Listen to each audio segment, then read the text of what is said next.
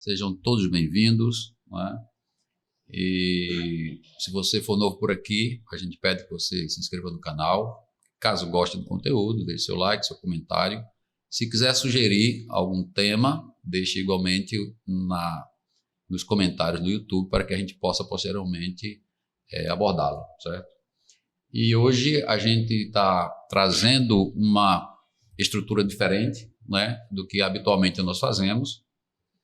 Na verdade, talvez pudesse chamar isso de uma roda de conversa, mas eu vejo mais como uma mesa de conversa, né? Porque estamos em 4, né?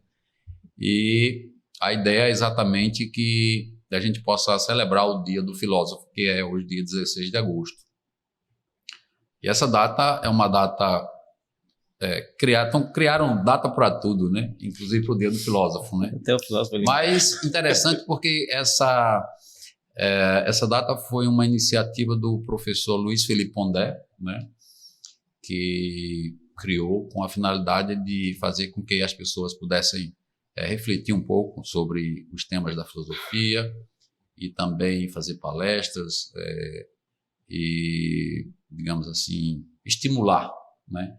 Para que a filosofia, nesse dia, tivesse assim uma visualização, né?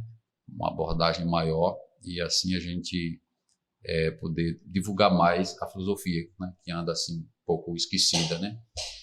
Então, basicamente, essa é a ideia do podcast de hoje, certo? Exatamente fazer essa, digamos assim, essa homenagem ao filósofo, né? Ao Dia do Filósofo, melhor dizendo. E a gente vai fazer uma conversa aqui, contemplando 3 perguntas, né? O que é a filosofia? Quem é o filósofo? Né? Que figura é esta? No segundo momento, a gente vai fazer uma discussão sobre se o professor de filosofia e o filósofo são a mesma pessoa, no sentido da prática, né? E do reconhecimento. E também uma outra pergunta, que a gente vai fazer para já ir finalmente, é como o professor de filosofia e o filósofo conseguem compreender o mundo que o cerca através da filosofia, certo? Então, essa é a nossa proposta para esse podcast de hoje. E para fazer essa mesa de conversa aqui, ou essa roda de conversas, como a gente queira chamar, eu tenho 3 convidados, né, que estão aqui comigo. 2 deles já têm cadeira cativa aqui, que é o professor Pedro Soares e o professor Bruno Mariano. Agradeço a ele mais uma vez por estarem aqui.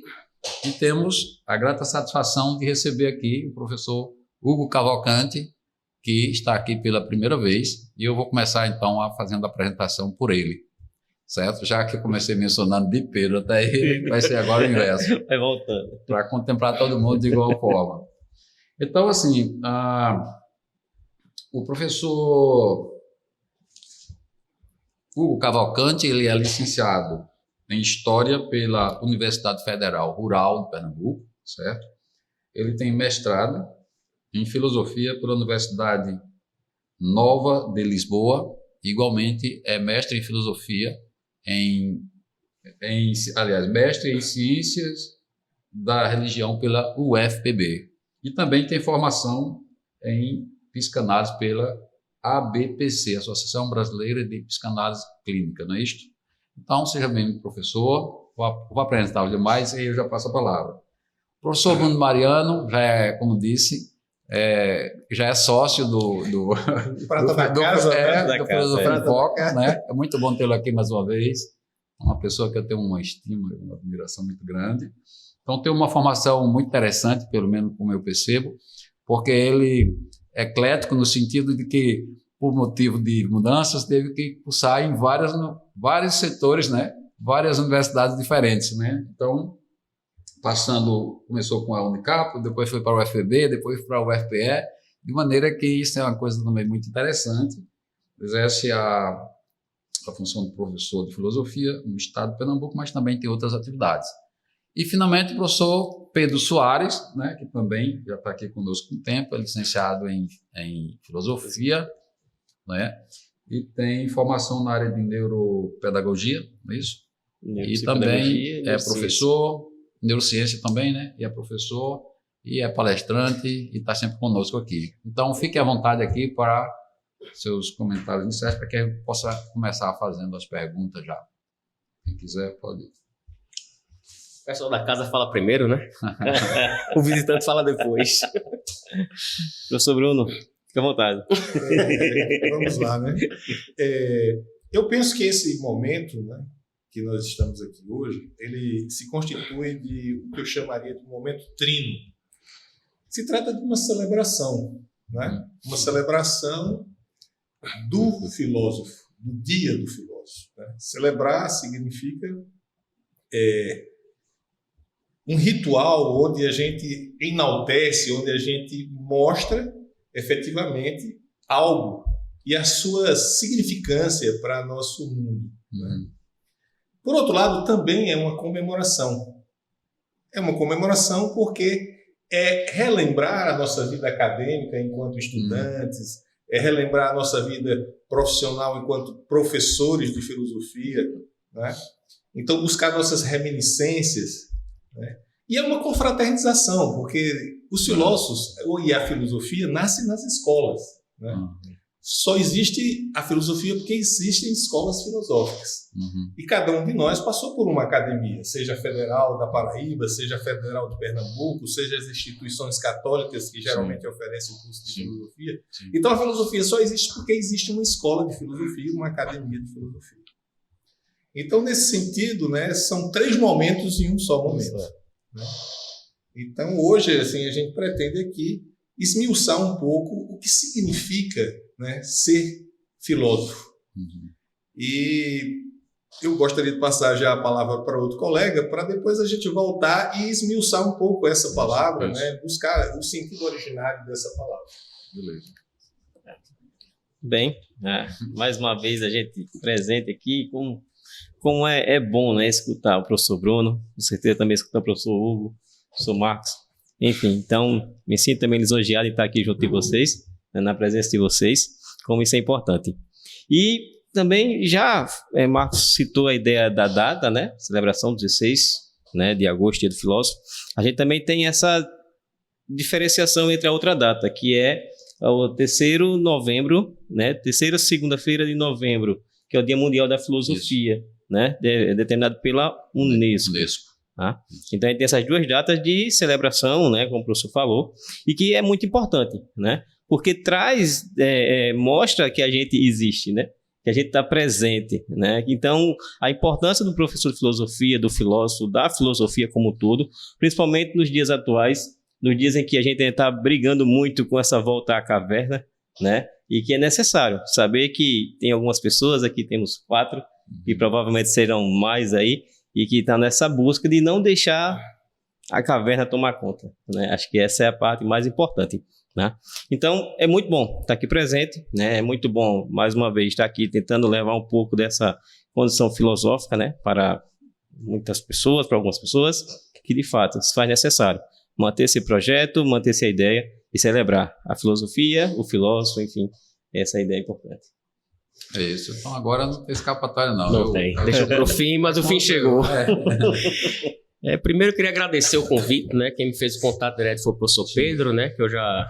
Por acaso, é a primeira vez que estamos nos vendo, de fato, a gente se comunica muito pela internet, né? Se comunica muito no Instagram, se fala de tudo, a gente fala de tudo, mas pela primeira vez estamos tendo um contato físico, né? Primeira vez. Agradecer imensamente o convite, eu já acompanho tudo que ele publica, eu acompanho, o que eu publico ele também acompanha. Legal. E aí, eu via que ele vinha muito, eu via Filosofia em Foco, o que é isso que ele está participando aí? Eu já com interesse, meio por trás assim, por que ele não me chamou ainda? Mas nunca forcei o convite, né? E dessa vez veio, ainda bem que veio, naturalmente. Acontece naturalmente. Né? É. Eu acho que foi uma emanação de energia e ele sentiu que eu estava pedindo para ser convidado, né? E essa primeira intervenção é mais para agradecer realmente por estar aqui. E eu acho que é muito preciso fazer esse tipo de ação. Muito preciso...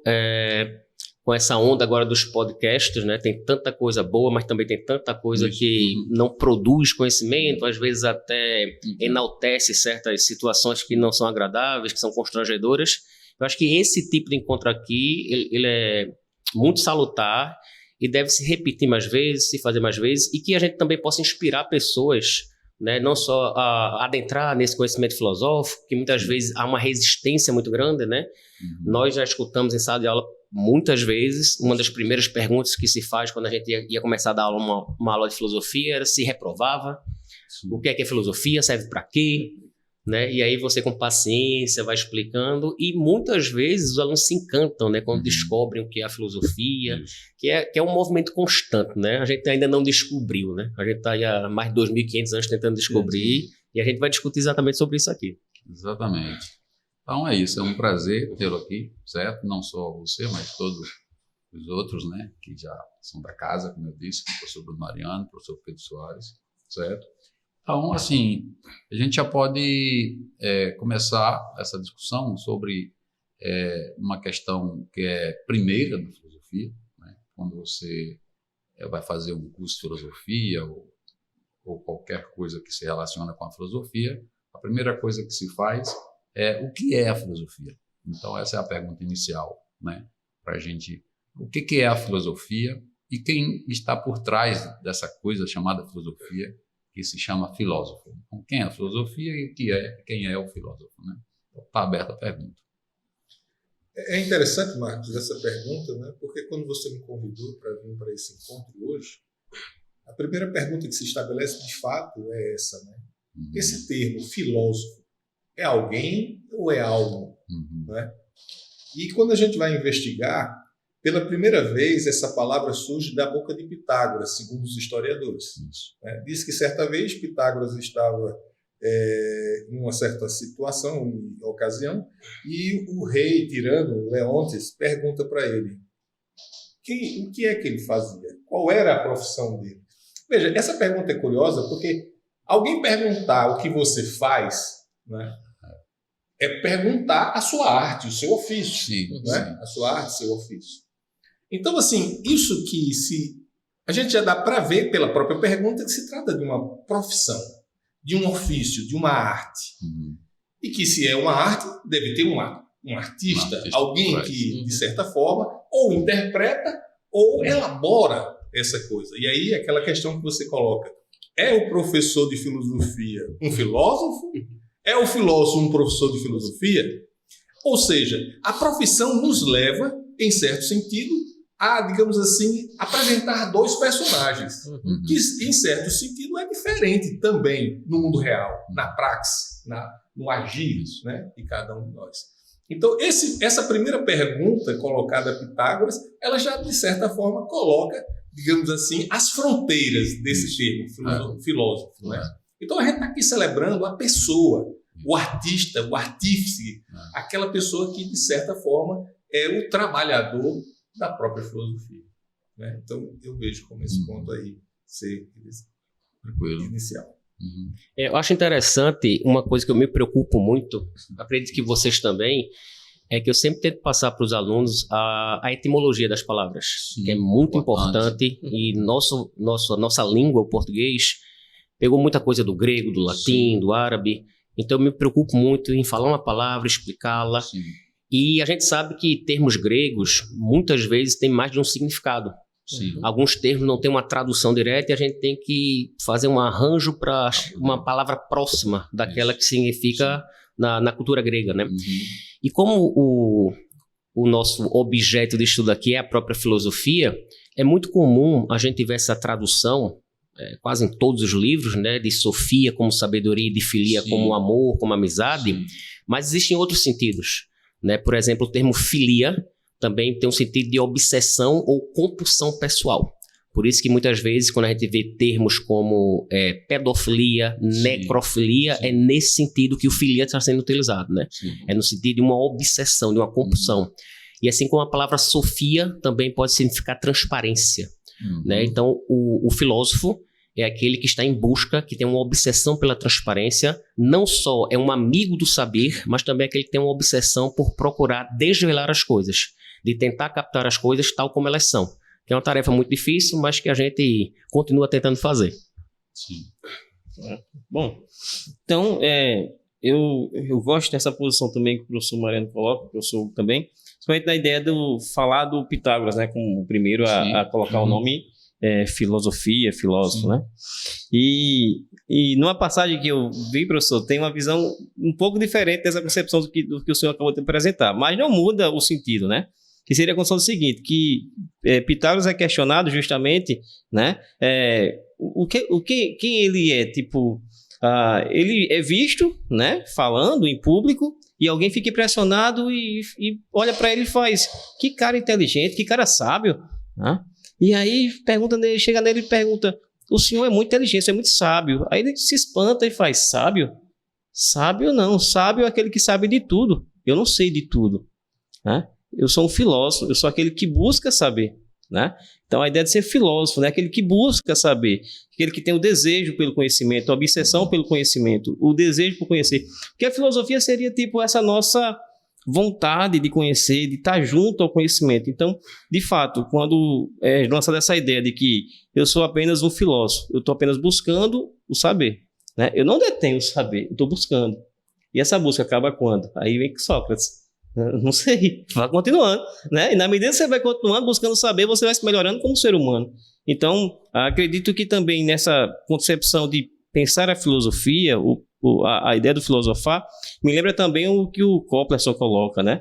Que filosofia é reparar naquilo que todo mundo tinha visto, mas não tinha notado, né? Reparar naquilo que todo mundo tinha visto, mas não tinha notado. Nas coisas simples do cotidiano. A gente tem uma filosofia ali, filosofar ali. Então, acredito que essa concepção também de pensar o dia a dia, né? A gente pensar agora o que é filosofia. A gente já está filosofando, né? Já está entrando nessa concepção de iniciar o processo de pensamento, né? Então, acredito que essas concepções elas se unem e, de fato, sejam um caminho para a gente percorrer. É isso, né? Eu compartilho do pensamento de vocês, né? Endosso plenamente tudo que vocês disseram. Acho que, além de tudo isso que você disse, que eu não vou perder tempo repetindo, tem uma perspectiva muito interessante que, pelo menos a meu ver, quando a gente busca o sentido do que é a filosofia. Porque, etimologicamente falando, como vocês, né, já trouxeram aqui, ela é exatamente o amor pelo saber, o amor pela sabedoria, né? Mas isso num sentido etimológico da palavra, né? Mas quando a gente vai procurar um sentido mais vinculado com a fecundação do pensamento em si, das teorias, né? Da teoria da teoria, né? de cada um, dos conceitos elaborados, a gente vai perceber que não existe uma só definição para a filosofia. Né? A filosofia ela tem uma característica muito diferente das outras chamadas ciências, né? Das chamadas ciências, porque é muito fácil para que a gente chegue e pergunte para 2 ou 3 professores ou não precisa nem ser professor, qualquer pessoa do senso comum que tenha uma noção mínima, o que é a biologia, o que é a química, o que é a física. É muito provável que todas elas deem um conceito, uma definição que estão muito próxima. Entretanto, quando você pergunta o que é filosofia, você já percebe que é diferente, porque o fato de você dar essa definição já exige que, de certa maneira, você esteja adentrando na filosofia, né? E não existe um conceito só para ela, porque, como existe nas ciências particulares, porque a filosofia ela é fruto do seu tempo, ela é fruto da história, que tem um professor de história também, que é formado em história. Então, a história está muito vinculada ao processo do pensar filosófico. Os problemas contemporâneos do pensador, igualmente, está muito relacionado ao produzir tal conceito, né? Então, a gente percebe que se você perguntar para Platão, quando eu digo perguntar a Platão, é ir lá nos livros, né? Buscar a resposta que está lá. Ele vai dar um conceito de filosofia. Se você perguntar para Hume, ele vai dar um conceito de filosofia empírico. Você vai perguntar para Merleau-Ponty, aliás, uma das definições de filosofia que eu adoro, né? De Merleau-Ponty, Maurice Merleau-Ponty, que diz que A filosofia é aquilo que faz você enxergar o mundo com os outros olhos. Acho fantástico isso, que é mais ou menos o que o professor Pedro disse, né? Ver o que ninguém vê. E esses olhos que ele se refere, claro que não são os olhos, os órgãos da visão que dá acessibilidade para a percepção. Não. Essa visão aí é uma visão, é o espírito, é o pensamento, né? Que a gente entende assim. Então, nessa perspectiva, eu vejo que a filosofia ela começa a ganhar um espaço maior do que simplesmente esse conceito inicial básico que é etimológico, que é importante, né, não tenha dúvida, mas que à medida que a gente vai estudando, a gente vai percebendo que quando avança nos conceitos, cada um vai ter um conceito próprio, porque esse conceito é fruto da vivência, do problema, da experiência e da história do momento que cada um viveu. E, inclusive, em alguns casos, esses conceitos parecem até contradizer-se, não é? Mas isso não tem problema, porque, na verdade, é uma construção de um muro onde um tijolo está sobre o outro sempre, né? Não tem como ser diferente, né? Então, eu penso mais ou menos desta maneira, né? Podem acrescentar mais alguma coisa? E se a gente colocar aqui, tipo, a gente pensou filosofia, na atitude filosófica, que é isso que o Marcos está citando, né? Eu gosto muito do que o Dimerval Saviano traz, né? Tipo, eu gosto de colocar nas aulas que é o seguinte: professor, filosofia é uma viagem. Tá, certo, é uma viagem. Professor, filosofia é um negócio muito doido. É doido, né? É por isso que é filosofia, pô. Mas eu gosto de pensar o seguinte: mas fazer filosofia não é pensar de qualquer jeito. Meu cachorro morreu, eu estou filosofando sobre a morte. Não, calma lá, né? Aí quando Dimerval Saviano traz aquela ideia, para pensar filosofia, a gente também tem um certo sentido. Ele chama a intenção de forma radical, é o primeiro ponto que ele coloca, né? O que seria de forma radical? Ir na raiz do problema, né? Então pensar filosofia não é pensar de qualquer jeito. Você tem uma condição para aquilo ali. Tentar buscar a raiz do problema. Por isso que a ideia de olhar com outros olhos, né? De buscar a intenção daquele caso, daquele acontecido, daquele conceito, enfim, né?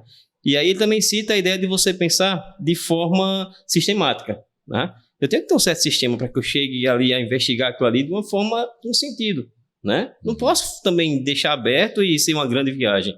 Que bom que seja uma grande viagem, mas com sentido, com uma rota, vamos dizer assim, entre aspas, né? E também quando ele diz que tudo está dentro de um grande conjunto. E de fato, se a gente pensa para pensar de fato o que seria o conceito, ou a visão filosófica, é você entender que o tempo está ligado com o amor, que o amor está ligado com a amizade, e você vai montando quebra-cabeça. E aí a gente chega na intenção do final. Qual é o ser humano perfeito? Aquele que morreu. Que não vai querer mais pensar, não tem como ele pensar mais. Então, ou seja, completou ali o quebra-cabeça, né? Não tem mais movimentação. Então, enquanto vida a gente tiver, né? E aí lembra Heráclito, né? Enquanto a gente tiver movimentando as ideias, está se transformando, e aí vai montando o nosso quebra-cabeça, entendendo que existe esse conjunto, né? E é um quebra-cabeça que a gente vai montando. É isso que eu gosto de colocar sempre para os meninos pensarem. É um grande quebra-cabeça e que a gente vai montando durante a nossa vida inteira. Beleza. Ok? Com relação ao que o professor coloca, né, eu gosto muito de trabalhar essa coisa da sistematicidade, né? Sim. Eu quando começo um trabalho, né, com os meus alunos, eu sempre coloco as 4 perguntas que eu considero que são essenciais para a gente fazer qualquer coisa, né? A primeira pergunta é sobre o que fazer. Quem não sabe o que vai fazer, não faz, né? Eu preciso saber o que. Esse o que, né, ele é necessário, mas não é suficiente. Não basta saber o que eu vou fazer. É preciso que eu saiba o porquê fazer. Não é? E quando eu pergunto porquê, curiosamente, dentro do porquê tem 2 questões. Ora, o que me move a fazer o que eu quero fazer? Não é? A minha motivação, o meu impulso. E a outra pergunta, que também está dentro do porquê, é: aonde eu vou chegar? Aonde eu quero chegar? Qual é a minha pretensão? Não é? Saber o porquê é necessário, mas ainda não é suficiente. Eu sei o que eu vou fazer, eu sei porquê, eu sei o que me move e eu sei onde quero chegar, mas não é suficiente. Porque tem uma outra pergunta que é necessária. Como? E quando a gente pergunta o como fazer algo, a gente já tem pelo menos 4 perguntas dentro dela. Qual o caminho? Quais as estratégias? Né? Quais os insumos que eu tenho? E quais os recursos que eu tenho para fazer o que eu quero? Né? Veja, esse desdobramento de uma pergunta dentro dela, ao dizer a pergunta como vou fazer, eu já coloco 4 perguntas na mesa. Né? Eu preciso dessas 4 respostas para poder caminhar. Eu preciso traçar um caminho. Eu preciso, né, ver as etapas do caminho e as formas que eu vou usar para fazer a caminhada. Uma coisa é o caminho, outra coisa é a forma de caminhar. Isso é necessário, mas ainda não é suficiente. Eu preciso da 4ª e última pergunta. Foi bom? Se eu sei que o que eu quis fazer, né, eu fiz. Se eu sei que o que me motivou a fazer e onde eu cheguei concretizou, né, o meu fazer, e se o caminho utilizado, as formas, elas estavam encaixadas perfeitamente, então eu alcancei. Né? É essa atitude que nos torna filósofo. Fazer as perguntas que nos impulsiona a chegar onde a gente quer chegar. A fazer o que a gente tem que fazer. Né? Então, essas 4 perguntas são essenciais. E aí eu volto, né, para o velho Aristóteles. Não são essas 4 perguntas as 4 causas? 4 causas. A materialidade, né? Causa material. É o quê? Não é? Aquilo que nos impulsiona é o quê? Não é a causa eficiente? O motor imóvel, o motor que nos move a fazer, a paixão, o desejo. A filosofia é paixão pelo saber. Não é? Então eu só posso saber se eu estou apaixonado, se eu estou desejoso, sedento de beber a sabedoria. Quando a origem da palavra sabedoria tem a ver com saborear, degustar, conhecer o sabor das coisas. E isso é um exercício, é um esforço, não é? Que nos é remetido por essa intenção furiosa que vem de dentro de nós, para poder entender a realidade, o mundo que a gente vive. Seja agora, seja no passado, seja em qualquer tempo. É por isso que quando indagado Pitágoras sobre o que é que ele fazia, não é? E quando disseram, olha, ele é um sábio. E ele disse, a sabedoria é própria dos deuses. Aos homens não é dado a sabedoria. Aos homens é só dado o desejo de querer saber. Não é? Veja que coisa linda, perfeita. Não é? O cara saber que na sua condição de humano, está inacessível a sabedoria, mas não está inacessível o seu desejo de caminhar na direção dela. Né? Então, para mim, essa é a grande alegria da própria filosofia. Não é à toa que Aristóteles vai dizer o quê? É preciso espantar-se. Sem espanto, não há filosofia. Exatamente. E aí eu vou já pegar esse gancho aí para a gente... Porque a primeira pergunta, na verdade, eram 2. A gente está respondendo o que é a filosofia, mas você já dá um gancho para que a gente possa já dizer quem é o filósofo, que é o artífice, como você já disse, inclusive. Né? E nessa questão aí que você traz do Pitágoras, né? Quando ele diz que a filosofia é o amor pela sabedoria e que ela a sabedoria plena, pertence aos deuses, os imortais, mas que aos homens mortais cabe exatamente essa possibilidade de se interessar pelo saber, ter amor pelo saber, né? E é exatamente esse alguém que desperta esse amor, esse desejo, né? Pelo saber, que é o filósofo, é o sófos, né? Em grego, né? Então, respondendo também essa questão vinculada ao conceito da filosofia, né, o filósofo é exatamente aquele que não detém o conhecimento pleno da sabedoria, mas que ele tem ali uma paixão, um desejo, né, para buscar o saber, preenchendo uma lacuna que lhe falta ali, algo que ele identifica como a ignorância. Porque buscar o saber é você se afastar da ignorância, né? Você sair daquele ponto. O próprio Sócrates, quando diz sei que nada sei, me parece que ele está querendo, além de acreditar ali muita humildade da parte dele, mas também uma certa ironia, né? Mas tem um sentido ali que é dizendo mais ou menos o seguinte: não devemos nos conformar nem acreditar naquilo que estamos vendo sem antes questionar, pôr em dúvida, né? E tentar compreender a realidade desta coisa, né? Então, eu acho que é desse sentido que surge o filósofo, né? Aquela pessoa que está exatamente imbuída em ir atrás desse saber que é a filosofia. Quando vocês vão falando, eu fico, até para você que está em casa assistindo, cada vez que um de vocês fala, minha cabeça começa a borbulhar para falar tanta coisa, cada frase. Eu lembro de um autor, de uma ideia, com certeza acontece com vocês. Ele falou perspectiva, você lembra de Nietzsche, fala uma palavra, aí você fica... E na hora de falar, você tem que reduzir, porque não dá para falar tudo, né? Se você anotasse aqui, escrever uma dissertação de mestrado, de tanta coisa que vem à cabeça, né? E aí, quando você fala o filósofo, talvez seja essa inquietação que nós temos, né? Parece que a gente nunca está satisfeito, a gente está sempre buscando mais.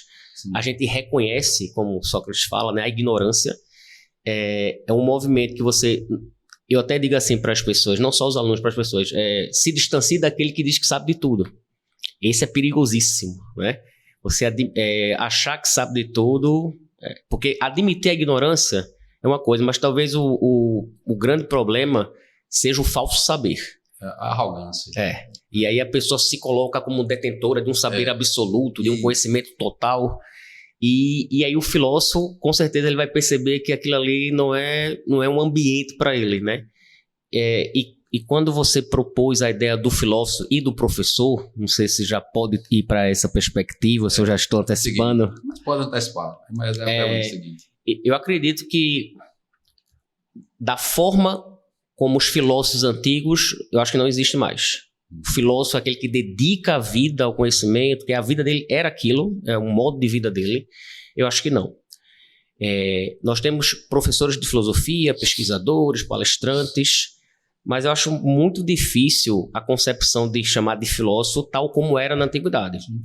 Mas as atitudes filosóficas que nós temos, talvez nós podemos conceber como um filósofo da contemporaneidade. Porque do jeito que era não tem como, até por conta do advento do capitalismo, de tudo que esse mundo exige de nós, né? Então a gente tem que trabalhar muito mais do que pensar. Não resta... A gente pensa porque é o nosso trabalho, então a gente tem que pensar para preparar a aula, a gente lê, a gente assiste palestras, a gente assiste podcast, a gente aprende conversando com outras pessoas, então isso faz parte. Mas tal como era na antiguidade, eu acho que não existe mais filósofo, aquele que dedica uma vida inteira à filosofia. Eu vejo mais que hoje nós temos professores de filosofia, pesquisadores excelentes, inclusive, e talvez se a gente fosse chamar alguém de filósofo, seria mais nessa atitude do questionamento, do interrogar, de estar sempre atento, sempre duvidando, não duvidando no sentido de não crer nas coisas, mas tentar compreender como as coisas de fato são, né? Isso que vocês falaram de olhar para algo e talvez perceber uma coisa que ninguém tenha percebido, não sei se acontece com vocês, provavelmente sim, alguém fala alguma coisa e você está tentando pescar algo por trás. Quando você disse assim, cadê as corujas? Então você já sabe o significado da filosofia. Sim. Eu tenho uma tatuagem de coruja no braço, não dá para ver, mas está aqui embaixo. Quando a gente, por exemplo, um engenheiro, se entrar nessa sala, ele tem uma perspectiva de medida, espaço, então ele tem uma visão. O filósofo parece que ele tem que ter a visão de todo mundo junto. Parece que, como a filosofia, como uma mãe do conhecimento, parece que ele tem que ter uma perspectiva totalizadora de tudo e o cérebro fervilhando o tempo inteiro. Então isso acontece muito, e aqui nesse espaço a gente pode falar sim, mas por exemplo, eu não vou falar isso numa mesa de bar com os amigos porque eu vou me tornar irritante, né? Sim. Imagina toda a posição que você coloca, eu vou investigar, olha, mas a etimologia não é essa, não. Eu não vou ter mais amigos, né? Então, esse é um espaço que a gente pode discutir, falar, não da maneira pesada, da maneira leve, mas a gente discute os assuntos, né?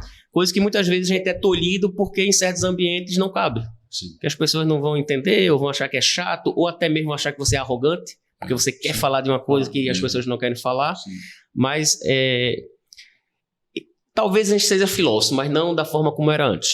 Bom, ele já adentrou o tema da segunda pergunta, que é exatamente o seguinte, só formalizando a pergunta, né?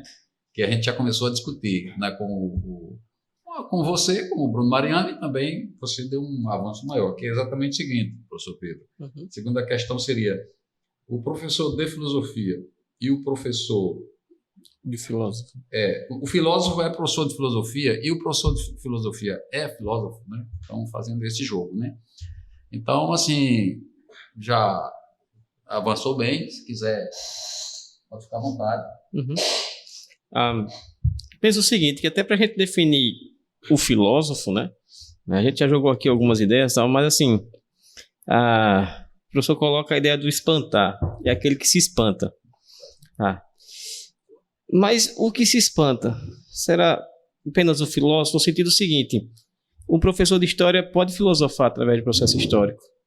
O professor de química, de biologia, de matemática, ele pode também filosofar a seu modo. Né? Então, já definir o filósofo já tem uma dificuldade. E definir se o professor de filosofia e o filósofo são podem ser o mesmo personagem, mesmo ser, né?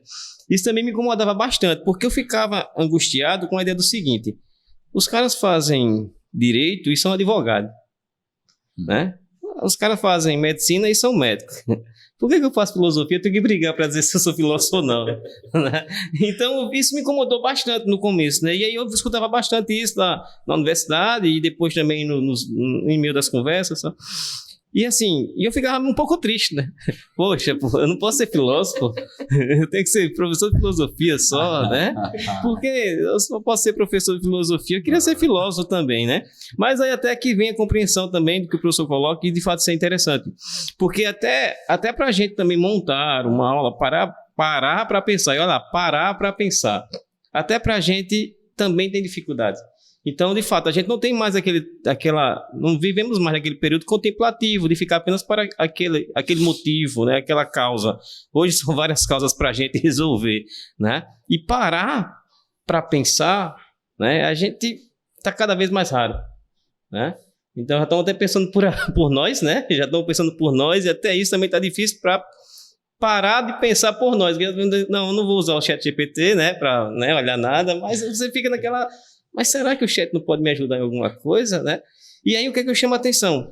É a ideia de que o filósofo tem que também hoje, ou o professor de filosofia, ou enfim, separar ainda aquela questão. Como é que eu posso colocar aqui? Naquela ideia do seguinte, o que é informação e o que é conhecimento? A gente vive na era da informação, são muitas informações e muito rápido, né? E essa informação, para ser transformada em conhecimento, leva tempo, mas as pessoas estão achando que isso é fácil em apenas um toque numa tela, né?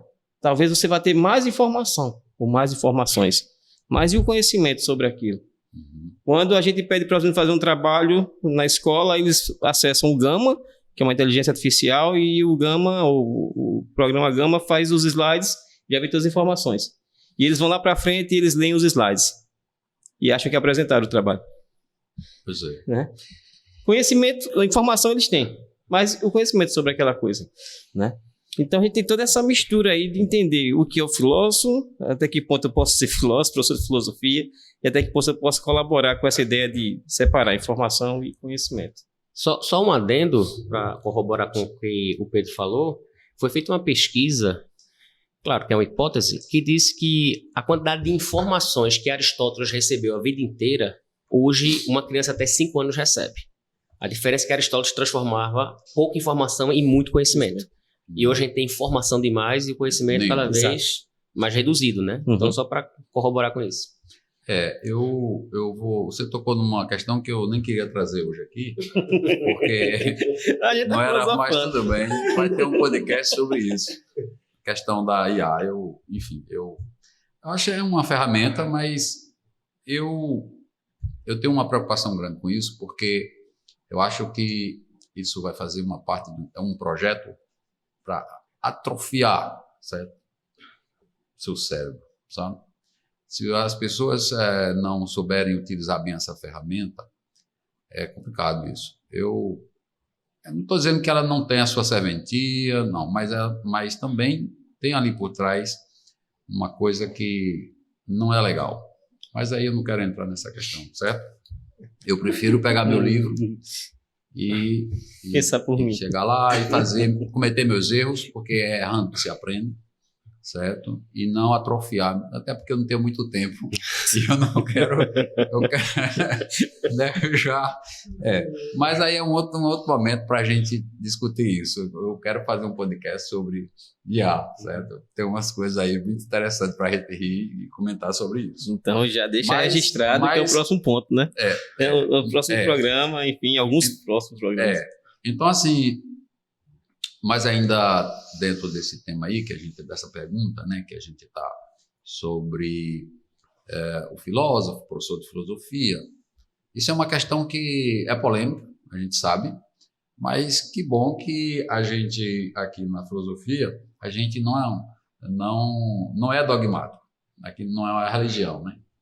Então, nós não somos dogmáticos. Isso é bom porque o espaço para discussão é aberto, é democrático. E a gente escuta e dá atenção, e é nesse processo de troca de ideias que a gente cresce e avança no pensamento. Sempre assim, né, na filosofia. Mas eu penso assim, por exemplo, concordo com o professor Hugo Cavalcanti falou aqui, que realmente o filósofo à moda antiga, né, a gente não vê mais. Talvez alguns ainda cheguem próximo disso. Por exemplo, tem um caso especificamente que eu admiro muito, né, que é o Byung-Chul Han, que é um sul-coreano que migrou para a Alemanha e lá fez um projeto fantástico sobre a sociedade do cansaço, né? E que é coisa assim, e que é um fato real sobre, né? Uma coisa real, né? Não é ficção. Então, assim, é um cara que realmente ele deu uma virada assim nesse tipo de ideia, que eu quero dizer. Mas eu concordo plenamente que primeiro eu queria fazer aqui uma distinção. Depois, se eu me equivocar em alguma coisa, vocês me corrijam, por favor. Mas, assim, o processo do conhecimento em si, enquanto construção do conhecimento e enquanto apropriação do conhecimento, né? Porque uma coisa é você se apropriar do conhecimento de forma direta e outra é você se apropriar do conhecimento de forma indireta. Por exemplo, quando Emmanuel Levinas se debruça sobre o projeto, né, e nega a ontologia, né, heideggeriana e tal, e aí ele diz que a filosofia que a ética ela está tomando um rumo totalmente equivocado, né, porque só olha para o sujeito, né, antes era o ser, de Platão até a idade medieval, e da modernidade para cá o ser virou o sujeito. Mas a grande questão da ética, segundo ele, é o outro. Portanto, a ética da alteridade. Então ele faz essa jogada, né? Então ele elabora em cima dessa teoria um conhecimento fantástico que eu particularmente adoro. Tenho lido muito Levinas e peguei até outra obra agora para começar a ler, porque tem me encantado. E muito atual para esses dias de hoje, de tanta loucura, de tanto conflito, de tanta gente com a mente doente, etc. Então, veja bem, a gente percebe que ele tem uma teoria própria. Então, ele preparou aquela teoria, estudou, analisou, né, com o sofrimento que ele teve nos campos de concentração, né, como foi conduzido aquele processo ditatorial do nazismo e tal. Então ele faz uma análise daquilo, tá investigando e ele produz um conhecimento. Então esse conhecimento, ele é um conhecimento que chega para ele de forma direta, porque ele que pesquisou, ele que chegou àquela conclusão ali. Beleza. Só que ele pegou e publicou o livro e eu comprei o livro e li. Você pode ter acesso, ele pode, quem quiser, o mundo inteiro vai ter acesso ao livro que ele produziu. Esse conhecimento que a gente vai adquirir é o conhecimento que ele produziu, é o mesmo conhecimento, mas é um conhecimento que a gente adquire de forma indireta. Porque direta foi ele, a pesquisa dele, como todos os outros filósofos, né, o Byung-Chul Han, etc, etc. Você tem o caso aquele de Emmanuel Levinas. Então, primeiro, eu queria considerar essa diferença, né, de se produzir um conhecimento de forma direta, de ter acesso ao conhecimento de forma direta e de ter acesso ao conhecimento de forma indireta, né, que é exatamente ter acesso àquilo que já foi produzido. Então, é nesse sentido que eu digo que o filósofo é diferente do professor de filosofia, né? Porque o professor de filosofia, ele não produziu um conceito, ele não produziu a teoria do conhecimento, né? Mas ele é capaz de se apropriar daquele conhecimento de forma indireta e faz um papel fabuloso, que é exatamente através desse amor pela sabedoria. E aí vem a noção que eu já falei antes, que eu considero como etimológica, que é justa. Aí o filósofo, nesse sentido, eu concordo. Entendeu? Tá vendo o dilema na minha cabeça?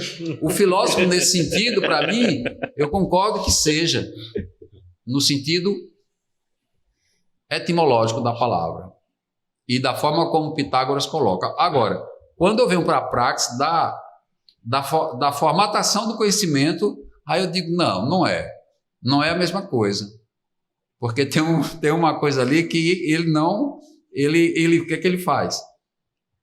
Ele dá aula, ele estuda, ele aprende os conhecimentos, né? E pode conhecer tão bem quanto o próprio pesquisador que descobriu aquela teoria, mas o trabalho dele é exatamente, ele vai dar aula, ele pode escrever, né? Ele pode fazer palestras, né?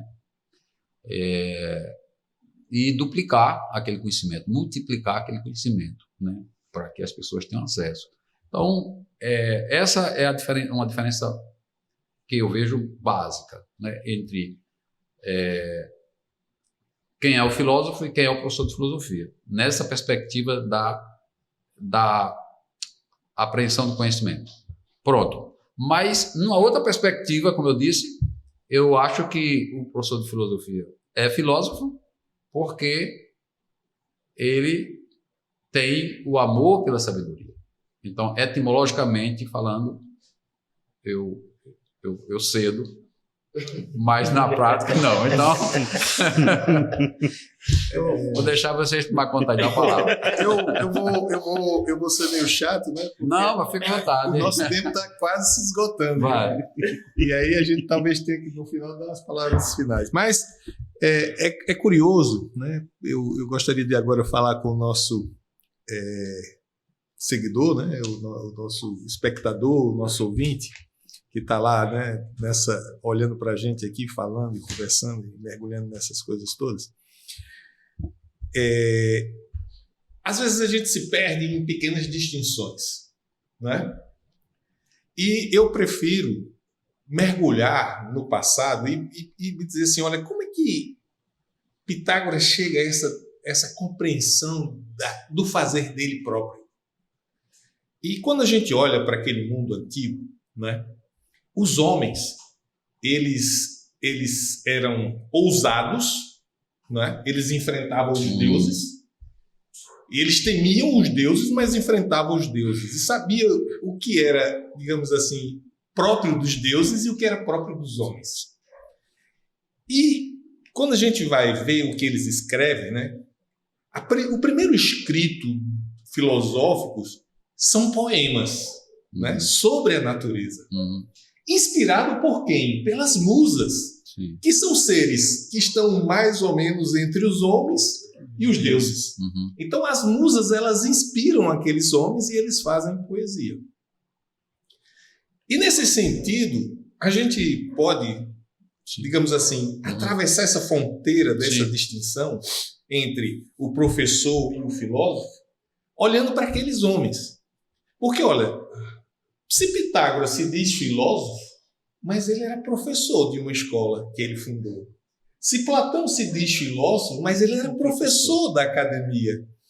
Então eu começo a perceber o seguinte: o mesmo homem pode ter mais de um papel, mais de um personagem. Ou seja, eu posso ser professor de filosofia e posso produzir filosofia. E a gente, tentando romper um pouco com a barreira que você traz para a gente, que ela é legítima, dizer, olha, assim, olha, o que os caras faziam antigamente a gente não consegue fazer hoje. Né? Mas aí, sobre que perspectiva? A perspectiva de que o filósofo é aquele que se senta e escreve um livro, Fenomenologia do Espírito, ou Discurso do Método? Mas Sócrates não escreveu nada, e tantos outros pensadores que não, né? Que a gente não conseguiu nem sequer ver se escreveu alguma coisa, a gente só tem fragmentos, coisas, Sim. doxografias, Sim. coisas que foram Aham. ditas que eles disseram. Não é? Por que o filósofo tem que ser como Platão, que escreveu uma obra literária fantástica? Né? E aí eu vou e pego alguns detalhes.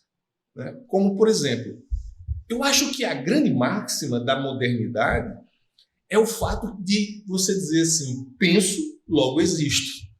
Quando você diz isso, você diz, olha, se eu penso, você pensa, todos nós pensamos. E aí eu volto para o velho Aristóteles. Ato e potência. Todos nós, potencialmente, somos o quê? Filósofos. Mas a gente só se torna filósofo se a gente atualizar. Né? É esse impulso que nos torna. Ou seja, não dá para ser filósofo, e aqui Aristóteles, na sua teoria do hienomorfismo, mostra claramente isso, quer dizer, ato e potência são coisas que se dão simultaneamente. Não é? E é por isso que também o próprio Aristóteles diz qual é o nosso sentido, o sentido de nossa existência. Né? Eudaimonia é nos tornar melhor, o melhor de nós mesmos. Então, esse é o exercício que a gente está fazendo aqui agora, esse é o exercício que a gente faz na sala de aula. Não é? Como professor, se eu não escrevo um tratado filosófico, mas por exemplo, Hegel escreveu 3 ou 4 obras de próprio punho, o resto foi o quê? Anotações dos seus alunos. Anotações de aulas. Uma filosofia toda produzida de anotações de aulas. Então, assim, a gente é filósofo? Sim. A gente faz filosofia? Sim. Não é? Agora, é claro que a nossa filosofia está longe. Por quê? Porque a gente está sempre no olhar da nossa posição, que é o quê? Latino-americano do Sul. A gente ainda não tem uma escola filosófica como os franceses têm. Se a gente pegar a escola filosófica francesa, se a gente pegar a escola filosófica alemã, o que está faltando para a gente? A grande virada cultural. A gente precisa fazer a virada que Goethe, que os grandes pensadores iniciais da Alemanha, os grandes pensadores iniciais da França fizeram, não é? Criando toda uma linguagem, criando todo um vocabulário, criando toda uma história cultural que pôde permitir uma produção filosófica que é reconhecida por nós. Exatamente. Não é? Então, a gente ainda está caminhando nisso. E eu sou, digamos assim, o mais dos otimistas. Eu sou o velho Cândido, né? De Voltaire. Né? Ou seja, como diria o nosso Leibniz, a gente vive no melhor dos mundos possíveis. A gente está dentro de um caldeirão de loucura, e a gente tem vivido essa loucura recentemente, né? E a gente agora tem elementos para criar uma cultura efetivamente nacional. Entender quem somos nós enquanto povo, quem somos nós como cultura. Então, assim, esse passo está por vir. E aí eu lembro do velho Hegel dizendo, né, quando Napoleão entra em Berlim, eis a história acontecendo. Ou seja, o espírito, não é? Que é a consciência, o espírito que se faz, é esse espírito que a gente está aqui, que vai nos elevar a essa condição de um dia existir uma escola filosófica brasileira do mesmo porte e da mesma capacidade e competência que a gente encontra na França, encontra na Alemanha, encontra na Inglaterra, encontra nos Estados Unidos. Por quê? Porque já tem uma cultura já quase que consolidada a respeito disso. Beleza. Vamos para a última pergunta, porque o tempo já... Cronos cruel. A pergunta é a seguinte, a última pergunta é como o professor e ou filósofo compreende o mundo que o cerca através da filosofia. Certo? Quem se aventura?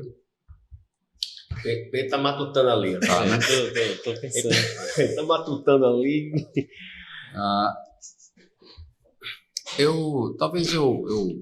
Talvez eu comece aqui rapidinho, porque a gente não tem muito tempo. Uhum. Eu penso que uma coisa importante de quem assim se aproxima da filosofia é perceber que as coisas que se apresentam para nós nem sempre são aquilo que parecem ser. Então, quando a gente entra na filosofia, a gente salta do senso comum e vai para uma região do bom senso, que eu acho que é o primeiro grau para que você possa filosofar. Aliás, alguém já disse que não se ensina filosofia, mas se ensina a filosofar. Né? Kant. Então, você começa a perceber aquelas coisas que antes você olhava para elas com um olhar de crença e você começa a desconfiar que, bem, não é daquele jeito, não parece que é daquele jeito. Né? E começa já a fazer algumas avaliações, algumas reflexões, até que você chega à conclusão que aquela sua intuição estava correta, que não é daquele jeito. Né? Então, essa noção que eu trago aqui é mais ou menos um primeiro passo que o filósofo ou o professor de filosofia, né, dá para que ele, ao enxergar o mundo ao seu redor, ele consiga fazer uma leitura diferente daquele que habitualmente se fazia. Eu vou trazer aqui bem rapidinho um exemplo aqui, meu, para passar a palavra para vocês. Quando eu era pequeno, garoto, eu ia muito no sítio dos meus tios. Adorava. E lá minhas tias, quando eu estava... eu e meus primos, quando a gente estava doente, de gripe, muita secreção, ela pegava, ia lá, no quintal mesmo, ali perto da casa, pegava um bocado de plantas que tinha ali, era colônia, mastruz, eucalipto, sabe, não sei o que, flor de sabugueiro, fazia lá uma misturada e chamava aquilo de xarope. Né? Na verdade era lambedor que ela chamava, não era nem xarope, era lambedor. E a gente tomava e ficava bem com aquilo. Uma história. Outra história. Dizia que meus tios, minha mãe, etc., se você comer manga, não pode comer abacaxi, não, se tomar leite, não pode comer isso, tal. Então a gente foi educado com essa crença, e era uma crença forte porque era dada pelos nossos tios, pais, tal. Então a gente acreditava que era criança. Quando eu chego próximo da idade adulta, eu vou fazer vestibular para farmácia. Minha primeira graduação é farmácia. E aí o que é que acontece? Eu percebo lá que cientificamente está comprovado, quando eu paguei a disciplina de bioquímica, ainda hoje eu lembro do professor Humberto, que ele disse: isso não faz sentido, porque cada coisa que você come tem uma enzima que ela quebra o carboidrato em aminoácidos, etc, tudo mais, disso, Então o senhor está dizendo que se eu chupar abacaxi e tomar leite não faz mal, eu não morro? Não, pois dizia que eu ia morrer. E a gente ri e tal, enfim. Mas aí o que eu quero dizer com isso? A crença é tão forte. Crença aqui, pessoal, que eu estou falando não é crença religiosa, é crença como um tipo de conhecimento que a gente adquire, né? Só para fazer essa distinção. Então, a crença era tão forte que eu tinha naquele conhecimento adquirido ali, que mesmo sabendo que cientificamente eu estudei e tal, eu não tinha coragem de me atrever a ousar tomar abacaxi com leite, manga com leite e tal. Aí um belo dia, eu já trabalhando numa grande empresa, houve uma reunião com todo o staff lá, a gente estava num hotel enorme, e o café da manhã sendo servido, e a gente ia para o café da manhã e em seguida ia para a reunião. Eu estava no piso, lá de cima, e o refeitório embaixo. Eu olhei de cima, meu amigo, todo mundo tomando leite, com abacaxi, com manga, com tal, misturado. E eram os colegas que iam fazer o curso comigo. Eu disse, o teste é hoje, porque se eu morrer, não vai ter reunião não. Todo mundo aqui vai morrer. Desci, comi e até hoje estou contando a história. Então, o que quer dizer? Só para, assim, a gente rir um pouco, mas é forte. E isso baseado numa crença que não era verdadeira. E a outra que era verdadeira, a questão do lambedor. Um belo dia, a professora de farmacotécnica, que era técnica de preparar medicamentos, a professora Valda, vamos para o laboratório fazer uma nova receita de medicamentos hoje, bora. A gente chegou lá, xarope. Tá, aí deu lá era um popzinho, né? E quando a gente começou a olhar, eu digo, peraí, isso aqui é o lambedor da minha tia. Mudando somente algumas especificações e tal e tal. Então, você vê duas crenças, uma fazia sentido e a outra realmente não fazia sentido nenhum. Então, respondendo a pergunta aqui que a gente está querendo responder, é o olhar com desconfiança, com um certo ceticismo, né? Sobre aquilo que se apresenta para nós e que a gente diz, espera aí, será que é assim mesmo? Então, investiga um pouco para que a gente possa conhecer a verdade sobre aquilo que é a aparência, que se apresenta como aparência.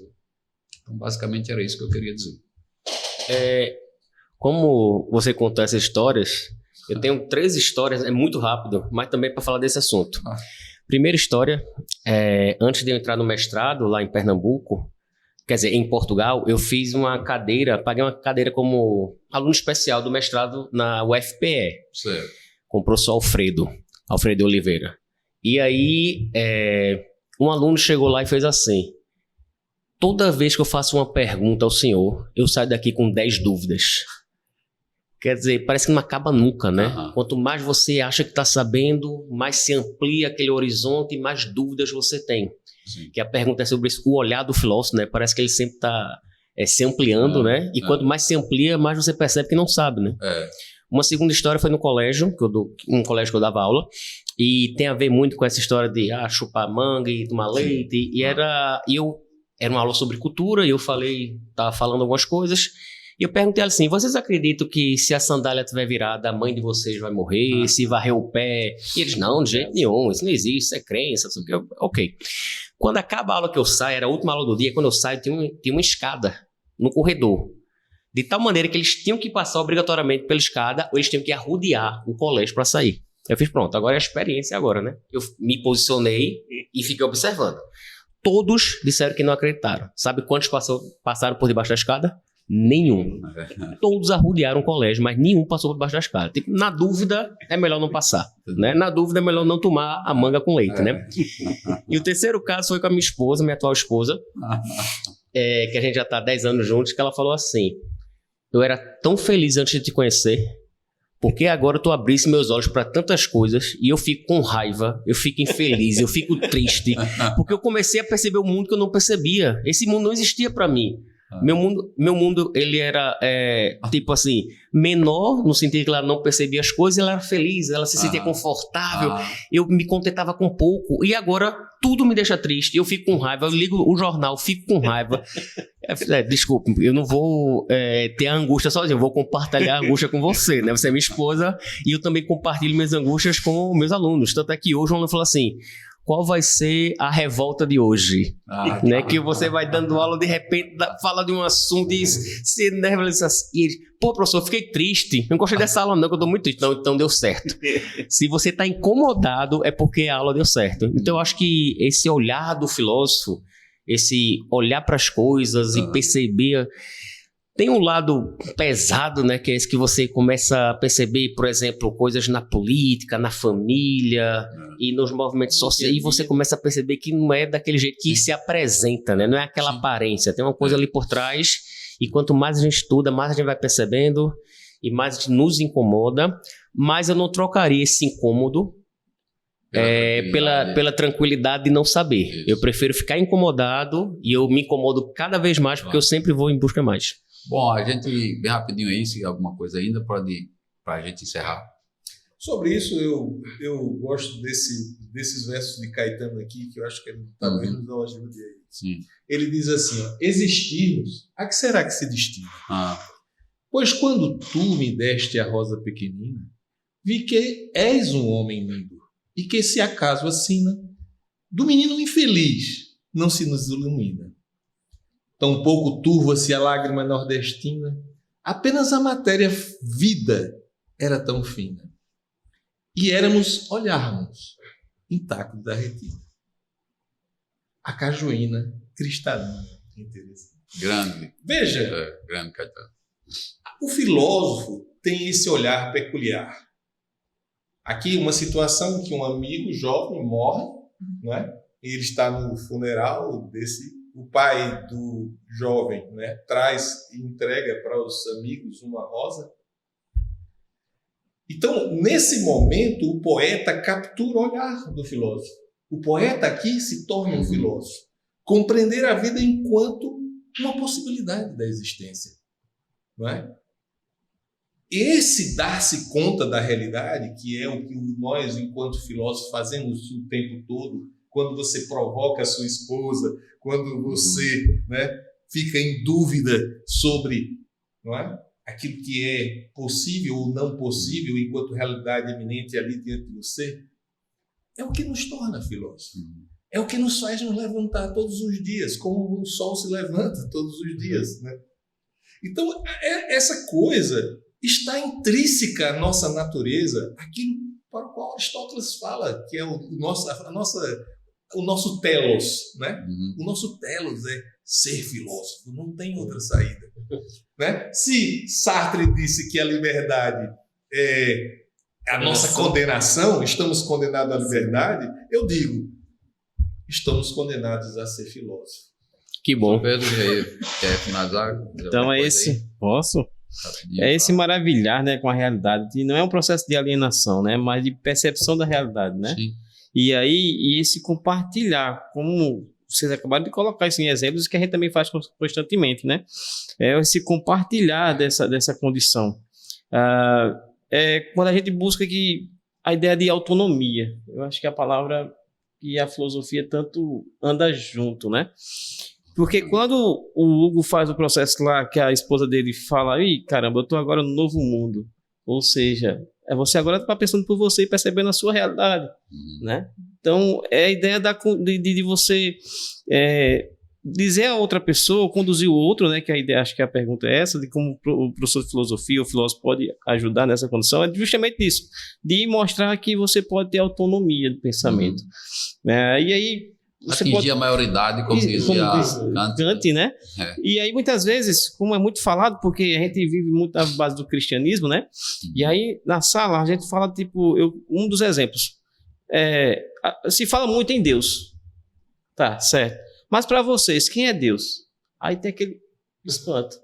Por quê? Porque eles repetem o que o pastor falou, que o padre falou, ou que a mãe falou, que o pai falou. Mas eles nunca param para pensar, de fato, quem é Deus. Claro, pode fazer a peneira do que foi dito a eles. E que bom que faça a peneira. Né? Mas que eles tenham a ideia de que, professor, no meu pensar, Deus é isso. E assim, Deus é um exemplo, mas o amor, felicidade, enfim, tantas outras, né? Então essa é a ideia. Bom, é isso. O tempo já acabou, eu já estou devendo uma coisinha ali para Eric. Então, veja bem, eu queria agradecer a cada um de vocês em particular, certo?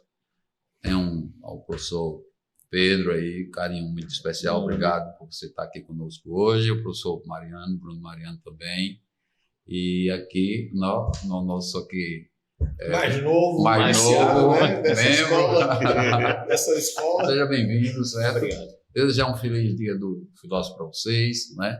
Para nós, certo? E que a gente possa continuar nessa caminhada, certo? Agradecer aos nossos seguidores do canal, né? Se não forem inscritos ainda, que se inscrevam.